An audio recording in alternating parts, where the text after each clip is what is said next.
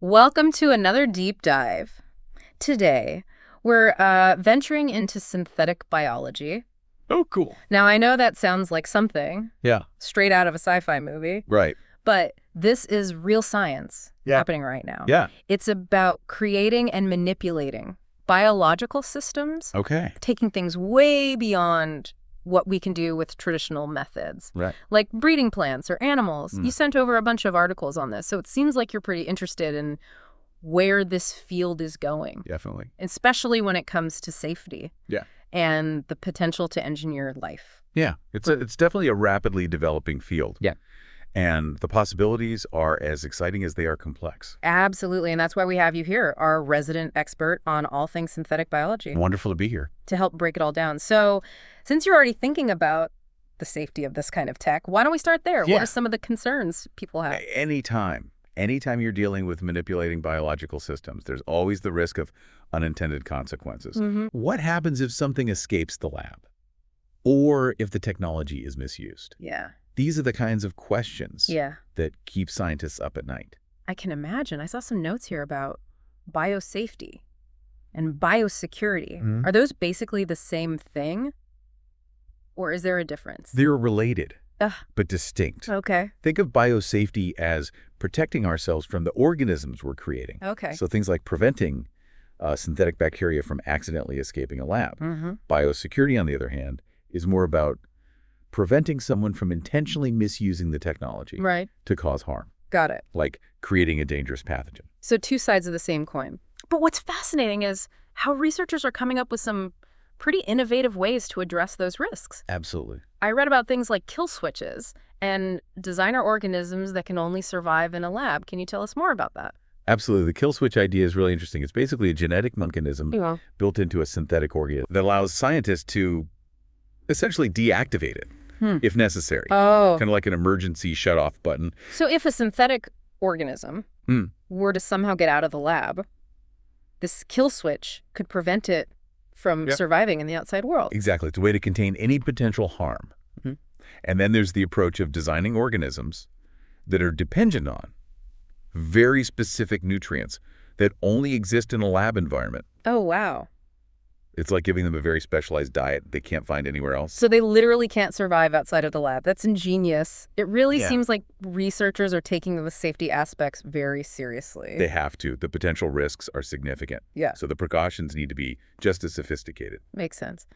All of this talk about safety makes the idea of actually engineering life seem even more mind-boggling. We've got notes here about scientists actually trying to build life from scratch. It might sound like science fiction, but scientists are making incredible strides in that direction. Wow. A team led by biochemist Bert Pullman at the University of Groningen has developed a simplified energy system for synthetic cells. That's truly remarkable. Yeah, my notes say something about building an energy system that only needs 5 proteins instead of the usual 100. That's right.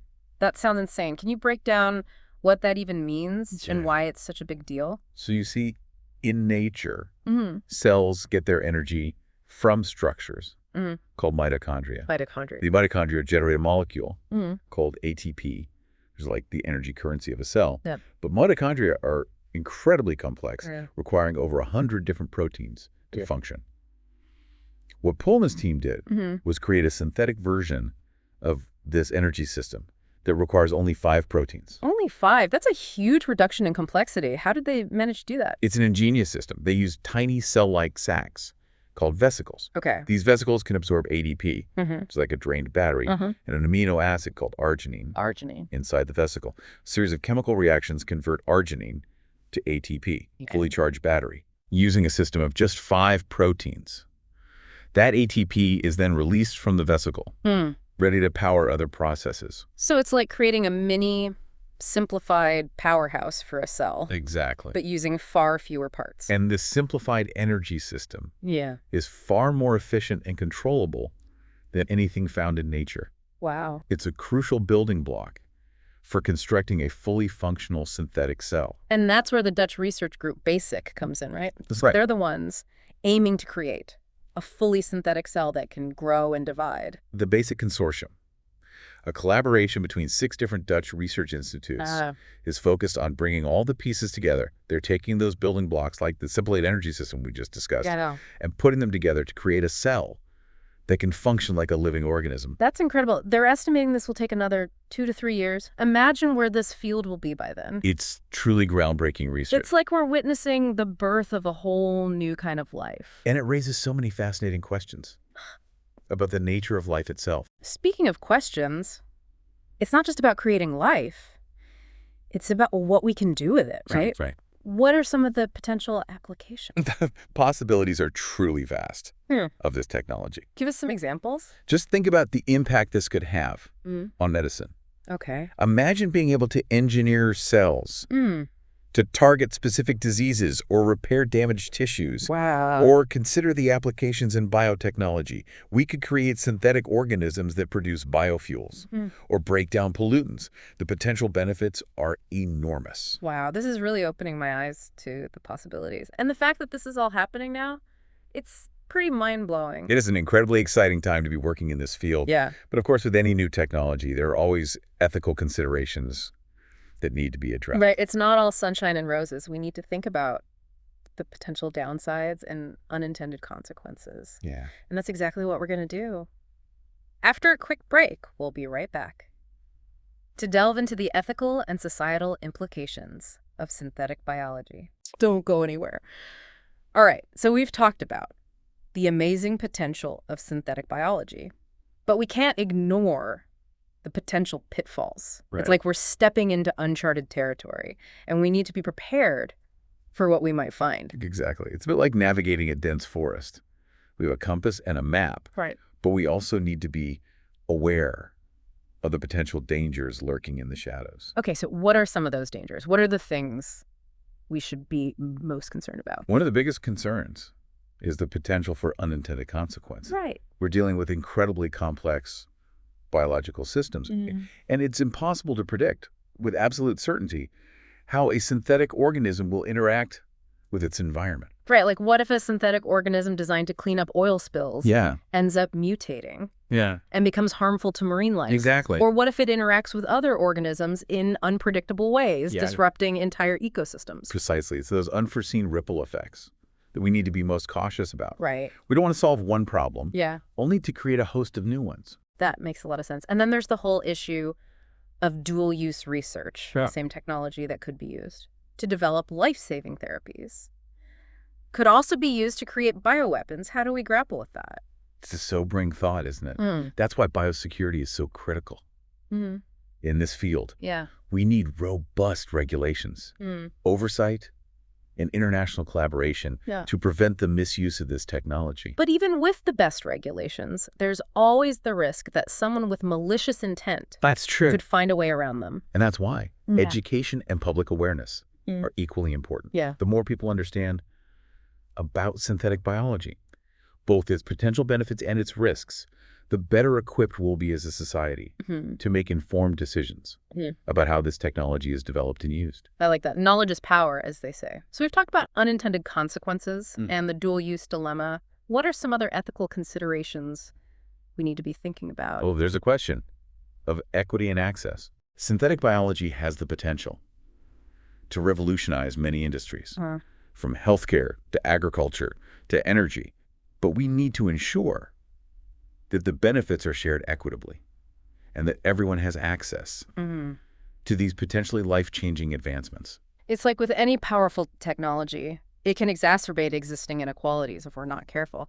How do we ensure that synthetic biology doesn't just benefit the privileged few? It's a crucial question.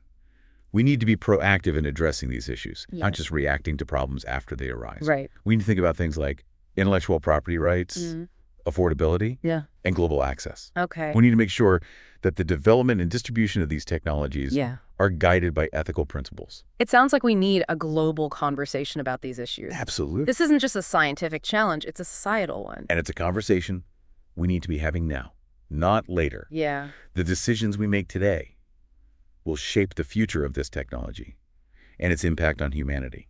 And speaking of shaping the future, I can't help but think about the philosophical questions raised by synthetic biology. Yeah. If we can create life in a lab, what does that mean for our understanding of what it means to be alive? Yeah, yes. That's the big one, isn't it? It really challenges our fundamental assumptions about the nature of life. Yeah. If we can create life from scratch, does that diminish the value of natural life? Where do we draw the line between living and non-living? These are age-old questions that are suddenly becoming very real and very urgent. It's almost like synthetic biology is forcing us to reevaluate our place in the universe if we're no longer unique in our ability to create life. Yeah. What does that say about us? It's a humbling thought, isn't it? Yeah. It puts things into perspective. But I think it's also incredibly exciting. We're on the cusp of a scientific revolution that has the potential to reshape our world in profound ways. I agree. And even though there are risks involved, I'm optimistic about the future of synthetic biology. Yeah. I believe that we can harness its power for good, but it's up to us to make sure that happens. Absolutely.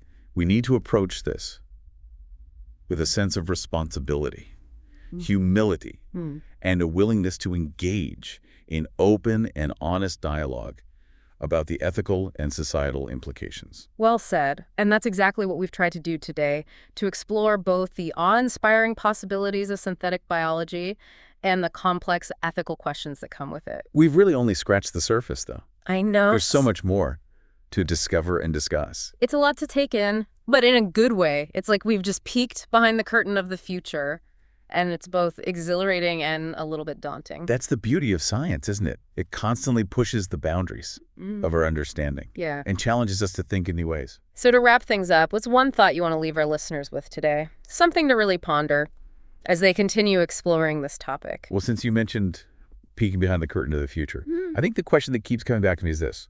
If scientists can build a fully functional synthetic cell in the next few years, and it seems increasingly likely that they will, what will that mean for our definition of life? What possibilities and responsibilities will that unlock? Those are questions we all need to be thinking about. That's a great point. It's a reminder that synthetic biology is not just a scientific endeavor. It's a societal one. We all have a role to play in shaping its future. I agree. Thanks for joining us on this deep dive. It's been a truly enlightening conversation. The pleasure was all mine. And to you, dear listener, keep those questions coming. The more we explore, the more we learn.